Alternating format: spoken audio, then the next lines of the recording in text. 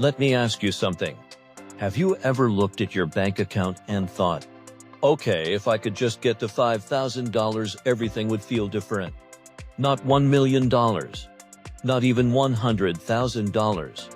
Just $5,000. Because right now your bank account looks like this. You get paid. Bills hit. Rent hits. Groceries hit.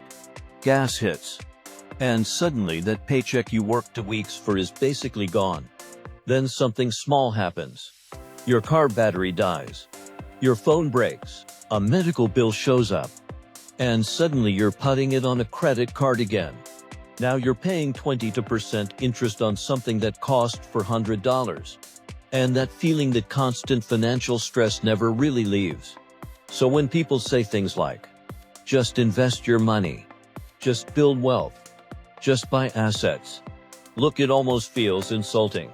Because the real question is, how do you even start? Here's the thing. Most people believe the biggest life-changing money milestone is $100,000. Some say it's $1 million. But here's what most people don't realize. The first $5,000 you save will change your life more than the next $50,000 ever will. And once you understand why saving money suddenly becomes much easier. My name is Arthur.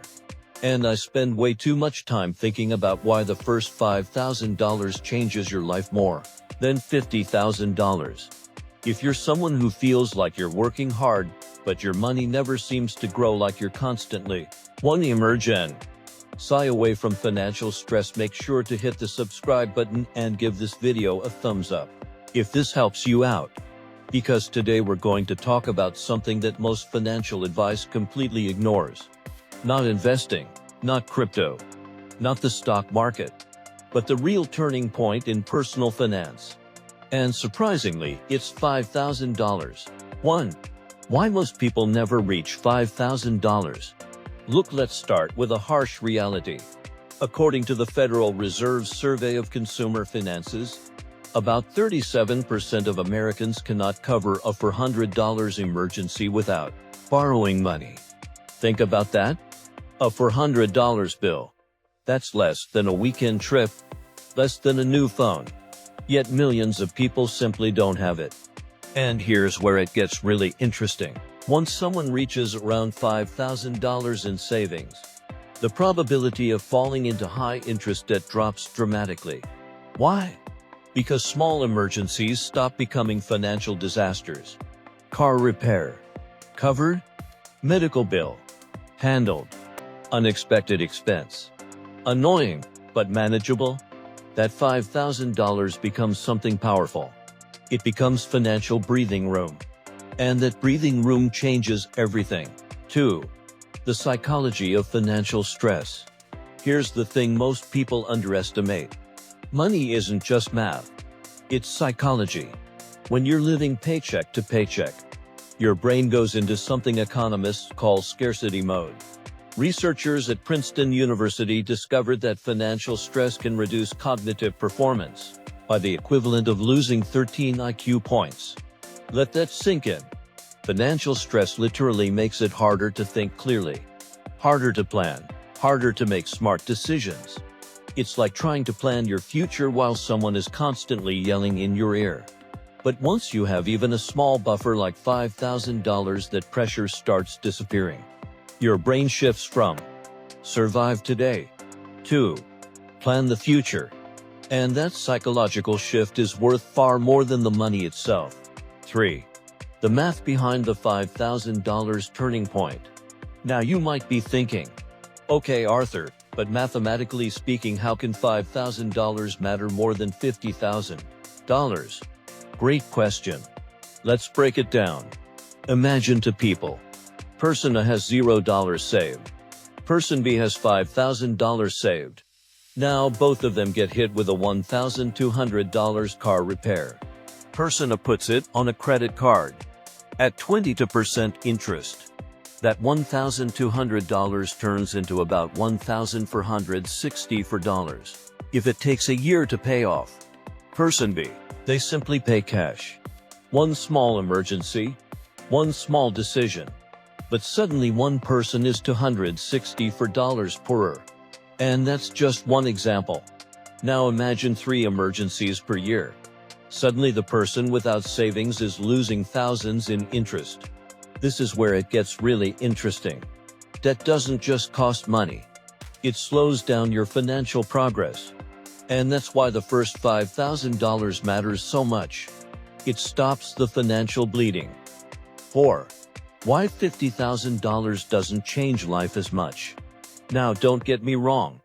$50,000 is amazing. But here's the surprising part.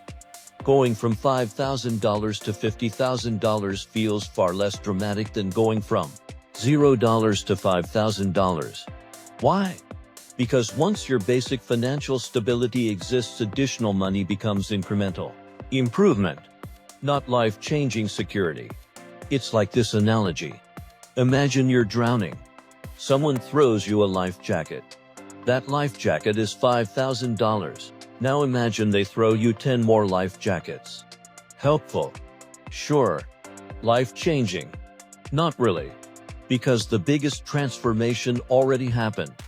You went from drowning to floating. 5. The wealth momentum effect. Here's something fascinating. Data from Fidelity and Vanguard shows that people with their first few thousand saved are far more likely to start investing consistently. Why? Because they finally feel safe enough to take risks. When your bank account is zero, investing feels terrifying. But once you have $5,000, investing to $100 suddenly feels manageable. And this creates something powerful. Financial momentum. Saving leads to confidence. Confidence leads to investing. Investing leads to wealth. And the entire chain reaction started with just $5,000. 6. The lifestyle trap. Now, here's the part where people get stuck. You finally reach $5,000. And then something strange happens. You upgrade your life. Better phone. Better car. Better apartment. And suddenly the financial stress comes back. Look, the biggest mistake people make after saving money is raising their lifestyle faster than their wealth. Here's what most people don't realize. The real power of $5,000 isn't spending it. It's protecting it. That money becomes your financial firewall. 7. How to reach your first $5,000 faster. Okay, so how do you actually reach $5,000? Let's make this practical. Because theory doesn't pay the bills. Action does. Step 1. Track where your money goes. Most people underestimate spending by 20–30%. Apps like budgeting tools or simple spreadsheets can reveal hundreds of dollars leaking every month. Step 2. Use the 24-hour rule. Before buying anything non-essential, wait 24 hours. Impulse spending disappears quickly. Step 3. Automate saving. Automatically transfer $25–$50 per week into savings. It feels small, but $50 per week becomes $2,600 per year. Step 4. Create a temporary income boost. Deliver food. Freelance. Sell unused items. Even $100 extra per month accelerates the process dramatically. Step 5. Protect the money. Your first $5,000 should sit in a high-yield savings account, not investments. Because its purpose isn't growth. Its purpose is stability. 8. The hidden superpower of the $5,000 milestone. Here's something most people don't talk about. Money changes how the world treats you. When you have no savings, you tolerate bad jobs, bad bosses, bad financial decisions. Because you have no safety net. But once you have even a small cushion, your confidence changes. You negotiate better. You take smarter risks. You think longer term. And suddenly opportunities appear that were invisible before. That's the hidden superpower of the first $5,000. It buys something far more valuable than money. Freedom to think clearly. Conclusion.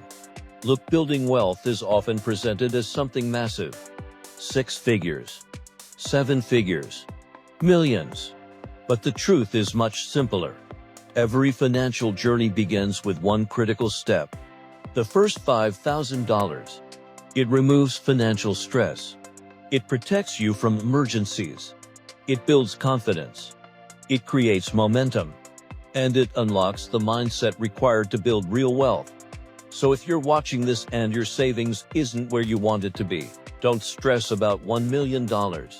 Don't even stress about $100,000. Focus on the milestone that changes everything. $5,000.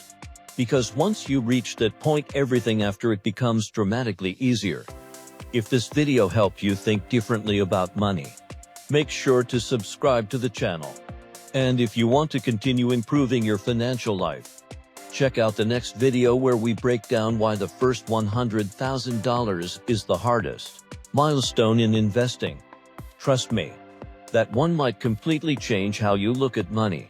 And I'll see you there.